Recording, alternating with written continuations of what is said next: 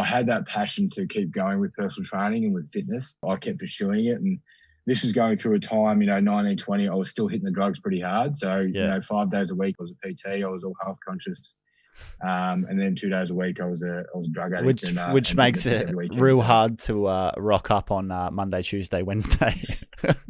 Absolutely, it does. Yeah, there was a few Monday mornings where I'd rock up and I'd either still be going from the weekend or I'd just be really unhealthy and I'd have to sort of try and cover that up and be that motivating, healthy trainer. It's not good for business, and it's not an easy thing to hide as well. And then that you're living at odds with yourself, because on one hand, you're living the fitness lifestyle and being that guy, and then you're being a bit of a train wreck the rest of the time. What snapped you out of that?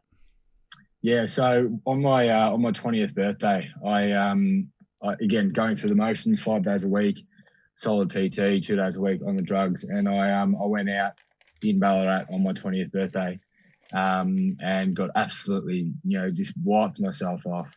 I was at one pub, I got in a fight at that pub, and I went to another pub, and I sort of initiated a fight, and then I was walking down the street, and obviously the word got around that there was this absolute dickhead that was walking around different pubs and trying to start fights. So me walking to another pub, got pulled over by the cops, and I thought I could take on 5 cops. I could not. I definitely didn't have a fighting chance. So I got arrested that night. It was a pretty sort of, from what I can remember, I tried to put up a pretty good fight with these cops because I had this adrenaline running through my body. I had all these drugs running through my body. So apparently I went absolutely crazy and I was pretty injured. I had scars all over my face. I had broken knuckles, all that sort of stuff. Pretty hectic. It was absolutely brutal. But yeah, I got locked up that night, spent the night in the cells. Very, very lucky I didn't get charged with anything. But they just put it down to he's absolutely blind drunk. They put me in the cells. The next morning, I had to call mum and say, hey, can you come pick me up from the Ballarat police station? That was one of the hardest calls I've ever had to make. And the next probably 6 weeks after that were absolutely brutal. Again, living in a reasonably small town, word gets around really quick. And the word went around, Sean from Sean Fitness was arrested Saturday night. He was on drugs. He was blind. He was trying to fight cops. He got in heaps of fights. It turns out one of the cops that arrested me was actually one of my clients. Not for long. I definitely lost them as a client. Yeah.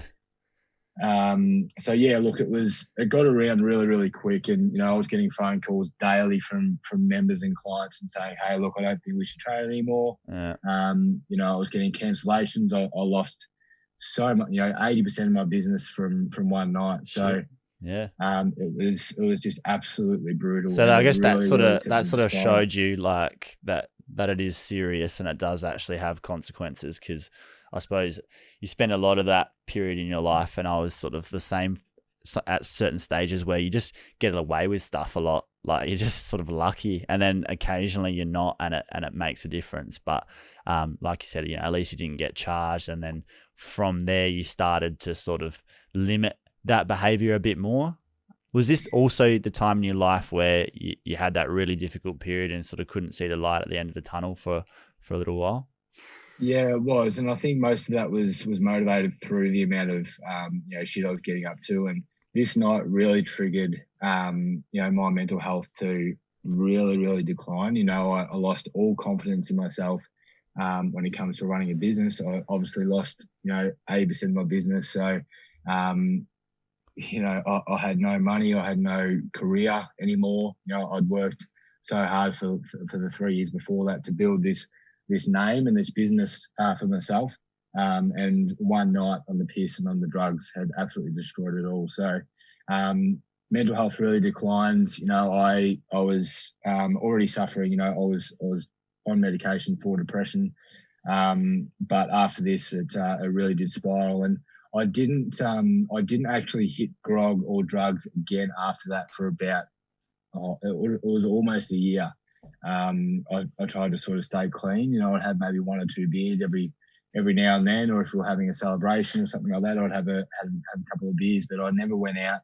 I never got absolutely sloshed. I never, tried to wipe myself off, and I didn't touch any drugs. So did that mean losing friends?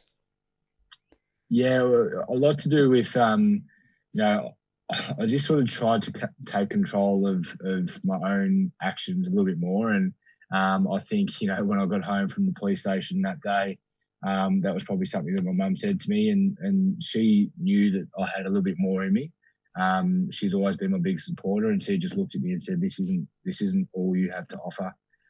She used to tell me that all the time, and that was a big wake-up call for me to say, all right, well, this isn't the real me. I need to get my shit together, cut the shit out, and try and find the real me. And I tried to do that, but over the next 12 months, mental health really declined. I went through stages where I wouldn't talk to anybody. I cut everybody off. I lost relationships with friends, with family. Myself and my best mate just stopped being mates. We used to spend every day together for the 4 or 5 years before that. We just stopped talking. And I got to a point where, I didn't want to be here anymore. And I made the decision that, if I was going to go out anyway, it would be through suicide. And it's a really unique feeling when you're going through this, because you don't really see anything else. And it feels so normal to be thinking like that. And that's exactly what I went through. I went through these stages where, I'd sit there comfortably thinking about, how I would take my own life. And there was absolutely nothing else in the world that could change my mind about that. And it wasn't scary at all. I wasn't scared. I was, if anything, I was really, really calm. And, in hindsight, that's probably the scariest thing about it. But yeah. It was, and gives you a real deep understanding of what people go through. Because I think if you haven't experienced it yourself, hearing it described in that way would be very unnerving or shocking for people to think that people get in that sort of headspace. But it does make sense.